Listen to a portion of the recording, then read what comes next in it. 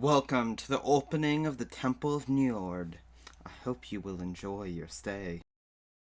So for this premiere video, I want to thank fellow skeptic YouTuber Saris, link to his channel below, and a member of his Discord server, Singetto, for helping inspire some of the chosen content for this first video. As well, check out my Patreon in the corner below, or drop a like and subscribe if you like the content and want to help this channel grow.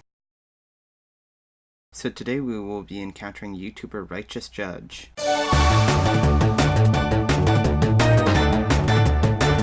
But before the Battle of the Neckbeards begins, let us get a bit of what he believes in. So some atheists are kind of fucking retarded because they seem to think that I'm a Christian. All these newbies coming on my channel, it's quite funny. I'm not a Christian. I don't believe in hell. I don't believe in sin. And I don't believe in Satan. I believe God is more loving than that bullshit. Okay? I'm not a Christian. I'm not a Catholic. I'm not of any religion that does exist. I had to make up my own religion. I'm a lovist. So get the fuck over your stupid petty intellect. You're not right about who I am. Never have been. Okay, so Righteous Judge has finally come out as a lovist, which to me seems a bit like he believes in the majority of descriptions of the Abrahamic God, but takes the approach that the concept of sin or hell doesn't exist because God isn't omnibenevolent then. To give credit to him, he has also shown in his other videos that he does disagree with what most Christians say, though I will still have to catch up with him on what he thinks about Jesus Christ as he is portrayed in the Bible is doing. But he's suggested before that he's Jesus Christ, so who would know better? Well, as a student of biology, this next part is going to be a bit hard. He's about to shatter all of what I thought was true about evolution. So, quick question to refute evolution. How is it that we survived when the eyeball had to be, well, made? We would literally be blind until the success of the eyeball was finished. Or finished halfway. But even if it wasn't finished halfway or a quarter of the way, or enough to see, we would be blind for how long according to evolution? So there you go. No evolution. Doesn't exist. And that's proof. So to start off, I think part of your misunderstanding comes from that you are thinking of evolution similar to how creationism works. Organs and organelles just poofing into existence. First of all, evolution is not by individuals.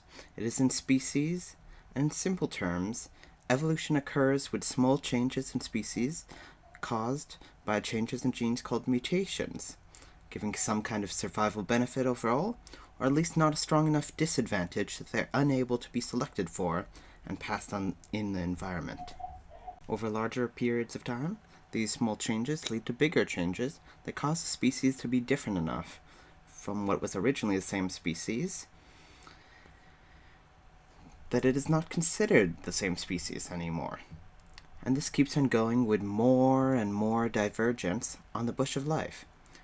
So as a species, there was never a modern human without an eye.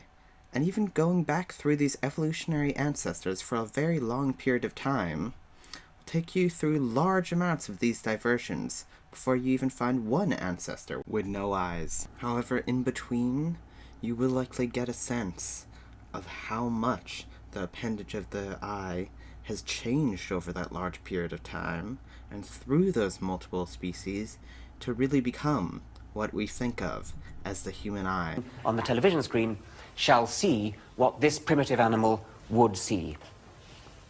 So this animal, with hardly any eye at all, will at least be able to tell the difference between light and dark. Light and dark.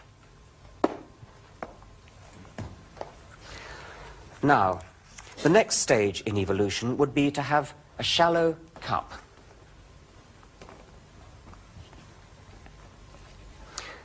This animal would be able to tell the direction that light is coming from, because there a shadow would appear. a shadow would appear there. And if you can tell the direction a light is coming from, then you can tell the direction that a predator is coming from. Now, although we've represented this as a cup coming out from the wall, it would in fact probably be an indentation, and it would be a gradual indentation. It's inconvenient to make a gradual indentation. It has to be made as a rather abrupt cup that comes out 6 inches at a time. But it's easy to see that that shadow effect that we've just been witnessing would work progressively and gradually as the cup gets bigger. Let's make it bigger still now, Bryson.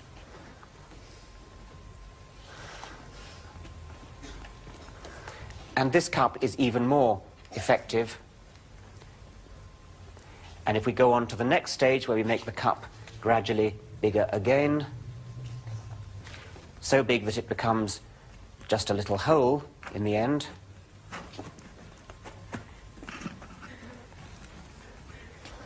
Right now, this animal has a very good idea of exactly where the light is, and by the same token, exactly where, for example, a predator is. And I think with this eye, we might even get a little image. See if we can get an image of Bryson's hand. That smudge there is Bryson's hand, and you can just about see a very dim image of his fingers. So an animal with an eye like this would be able to see perhaps just a little bit what kind of predator it was. Let's go to the logical conclusion, which would be a pinhole. Remember, this is all gradual change in evolution.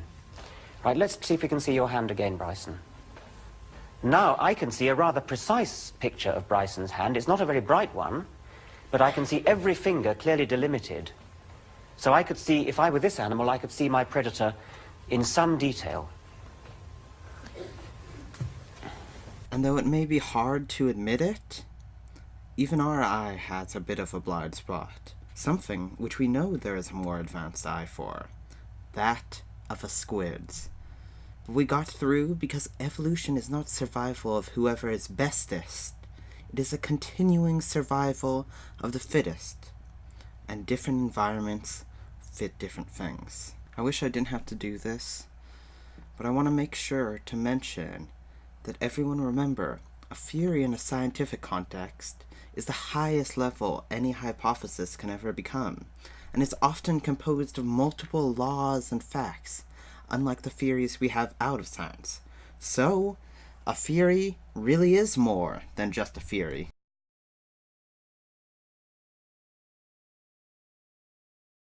Now finally, a righteous judge is going to do something super amazing. He is going to present us with not just one, but 2 proofs of God. The universe began to exist, then it sprouted intelligent consciousness. That would be a reflection of the capability of the cause of the universe. That is proof for God, and if you do not understand that, you might have a screw loose, bro. Hey guys, so I proved God's existence yet again, and I wrote it down because it's my own thought. It's also based on what scientists say about the expansion of the Big Bang, and among other things, maybe. I'm too lazy to recall. Let me just read this though. My handwriting is a little bit improved, but it could still be a little sloppy. But anyway, I'll begin reading. The universe is expanding, and if you reverse that expansion, it leads to the point of nothing at all, which means the Big Bang. So it is named correctly, which insinuates the universe was created and out of nothing, which does insinuate a being who is all-knowing. Now, hold on. Because of everything it led to. Now put all that together. You might have to take some portions out, put them in somewhere else. It might be a little bit of a puzzle to you. Yeah, that's all I wanted to say. So, deuces. So with your first proof, you don't seem to be really even be attempting to prove something. Without even getting into the debate on consciousness alone, you're pretty much directly saying, I know this seems to have occurred, So obviously that means it is caused by this, proving the thing that supposedly caused it to exist. I'm not sure how much more circular you could get. With your second proof, though I'm not going to judge you for your bad handwriting, because then I would have a lot of explaining to do myself, I'm going to have to talk about the multiple misunderstandings you have with the Big Bang model. First of all, when you are referring to the Big Bang being actually being named correctly, I have quite a good assumption that you are referring to the idea of it being an actual explosion that I've seen other apologists use. Some of the rest of what you are saying indicates you have some idea of what it actually is based on how you explained it in reverse. I just want to make sure this idea is fully sewn into your head. The Big Bang is simply a rapid expansion from a super dense small point, not any kind of what we would refer to as an explosion. In fact, we can't really even say that such an explosion could occur at the time because of the physics involved in an explosion. By the way, that super densely compacted small point I referred to is what physicists are actually referring to when they talk about nothing, not the lack of anything you occur to be referring to. The saddest thing is not that you used all the above, but that all your argument comes to, and all the above is used for, is simply just a somewhat red herring-like start for another argument from ignorance fallacy. This means God occurred because I refuse to imagine or understand this amazing thing occurring any other way. Repetitive uses of these fallacies these were, but impeccable proofs of God they were not. Righteous Judge, what can I say in the end but that I wish you good luck with Maria coming into your hands, and that your appearance of some interest in science gets going to the level that you truly start to really understand the scientists and science you are often referencing.